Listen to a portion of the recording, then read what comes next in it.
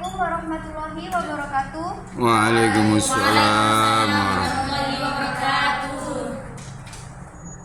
Perkenalkan, nama saya Sylvina Damayanti. Di sini saya sebagai moderator untuk memantau jalannya presentasi pada hari ini. Presentasi hari ini yaitu berjudul tentang fungsi, peran, dan tanggung jawab manusia, yang akan dipaparkan oleh materi. Perkenalkan, nama saya Siti Elisa sebagai pemateri. Perkenalkan, saya Isni Rojo Naseha sebagai pemateri. Perkenalkan, saya Fena Ramadhani sebagai pemateri. Perkenalkan, saya Fida Afrida Irawan sebagai pemateri. Baik, pemateri sudah perkenalan diri. Untuk waktu dan tempat saya persilakan.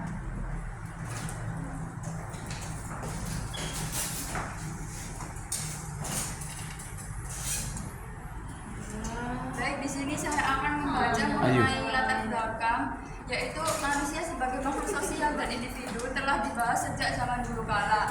Berbagai pemikiran filosofis dan sosiologis menekankan pentingnya fungsi, peran, dan tanggung jawab manusia dalam kehidupan bermasyarakat. Dalam konteks modern, manusia sebagai tanggung jawab yang lebih konkret sebagai akibat dari perubahan sosial. Sekiranya kelihatan itu sih.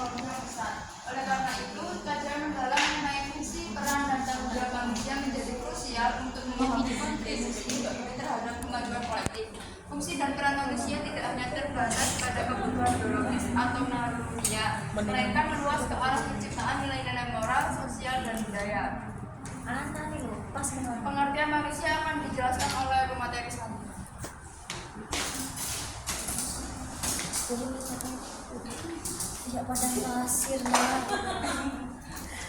Selanjutnya yaitu pengertian manusia. Manusia adalah bagian dari alam yang keberadaannya hanya dapat berlangsung dalam interaksi metabolistik dengan alam. Kita bisa membedakan interaksi metabolistik manusia dan spesies lain dengan alam. Tak seperti spesies lain dalam upaya mempertahankan eksistensinya di bumi, manusia tak sekedar mengambil apa yang dibutuhkannya dari alam, tapi juga mengubah alam sesuai kebutuhannya. Yang selanjutnya adalah tujuan penciptaan manusia. Yang pertama adalah Islam. Tujuan penciptaan manusia adalah untuk beribadah kepada Tuhan. Yang kedua, dalam agama Kristen, manusia diciptakan untuk memuliakan Tuhan seperti tertuang dalam Alkitab, kitab Kejadian yang menekankan bahwa manusia diciptakan menurut gambar dan rupa Allah dengan tujuan untuk hidup sesuai dengan kehendak Tuhan. Yang ketiga adalah dalam ajaran Hindu, manusia diciptakan untuk menjalankan dharma untuk mencapai moksa melalui kehidupan yang benar. Yang keempat, dalam Buddha, penciptaan dan eksistensi manusia lebih difokuskan pada konsep kelahiran kembali atau samsara dan jalan untuk mencapai nirvana, pembebasan dari penderitaan melalui pencerahan.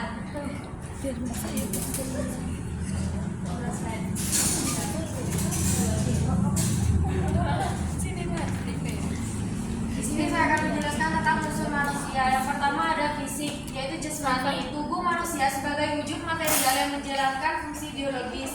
Yang kedua, rohani atau jiwa atau spiritual, yaitu unsur yang berkaitan dengan pikiran, perasaan, emosi, dan spiritualitas manusia. Yang ketiga ada akal budi atau intelektual, yaitu kemampuan manusia untuk berpikir, menganalisis, dan membuat keputusan berdasarkan rasionalitas. Yang keempat ada sosial, yaitu manusia sebagai makhluk sosial yang hidup berinteraksi dengan sesama manusia dalam masyarakat. Yang kelima ada moral dan etika, yaitu unsur yang menentukan kemampuan manusia untuk membedakan antara yang benar dan salah, baik dan buruk.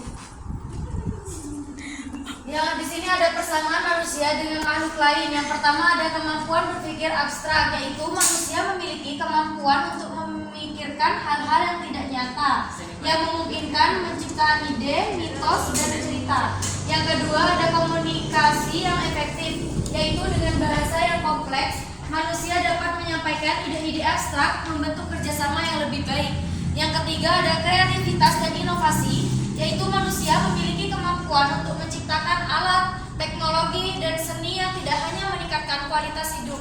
Yang keempat ada kerjasama dalam kelompok besar, yaitu berbeda dengan makhluk lain, Manusia dapat bekerja sama dalam kelompok besar dengan dasar ide dan mitos bersama. Yang kelima ada kesadaran diri dan refleksi, yaitu manusia dapat merenungkan eksistensi mereka sendiri, memahami tujuan hidup, dan membuat keputusan berdasarkan pertimbangan moral dan etis. Selanjutnya akan dijelaskan oleh Kak Vino. Nanti saya akan melanjutkan pemaparan materi pada kelompok kami, yaitu kelebihan manusia dengan makhluk lainnya. Ada 5. Yang pertama, kehidupan sosial. Baik manusia maupun banyak makhluk lain seperti primata dan hewan sosial. Yang kedua ada kebutuhan dasar. Semua makhluk hidup termasuk manusia memiliki kebutuhan dasar. Yang ketiga ada insting dan adaptasi. Manusia dan hewan memiliki insting untuk bertahan hidup dan beradaptasi dengan lingkungan mereka untuk memenuhi kebutuhan dasar. Yang keempat ada kemampuan belajar. Baik manusia maupun hewan memiliki kemampuan untuk belajar dari pengalaman dan pengembangan keterampilan baru. Yang terakhir ada emosi. Banyak makhluk termasuk mamalia menunjukkan emosi seperti kasih sayang, kesedihan, dan ketakutan, mirip dengan yang dialami manusia. Pemaparan materi yang terakhir ada konsep manusia dalam Al-Quran dibagi menjadi 6. Yang pertama, konsep manusia dalam penjelasan terlebih dahulu. Konsep manusia dalam Al-Quran mencakup pemahaman tentang identitas, tujuan, dan tanggung jawab manusia di dunia. Yang pertama, menciptakan manusia. Pada awalnya, Allah menciptakan manusia dari tanah, memberikan mereka bentuk fisik yang sempurna. Allah menjadikan manusia bukan hanya makhluk fisik, tetapi juga makhluk spiritual. Yang kedua, tugas dan tanggung jawab. Allah mengangkat manusia sebagai khalifah di bumi. Dalam peran ini, manusia diberikan tanggung jawab besar untuk mengelola dan merawat alam serta menciptakan keadilan di antara sesama. Yang ketiga, ada tujuan hidup. Dalam Al-Quran, Allah menjelaskan bahwa tujuan utama penciptaan manusia adalah untuk beribadah kepadanya. Ibadah ini tidak hanya terbatas pada ritual seperti sholat dan puasa, tetapi juga mencakup seluruh aspek kehidupan. Yang keempat, moralitas dan etika. Manusia memberikan akal dan hati nurani yang memungkinkan mereka untuk membedakan antara yang baik dan mana yang buruk. Yang kelima ada kesadaran dan refleksi. Manusia juga dianjurkan untuk merenungkan kehidupan dan menyadari tugas serta tanggung jawab mereka. Kesadaran ini membawa mereka pada introspeksi. Dan yang terakhir ada hubungan dengan Tuhan dan sesama. Al-Quran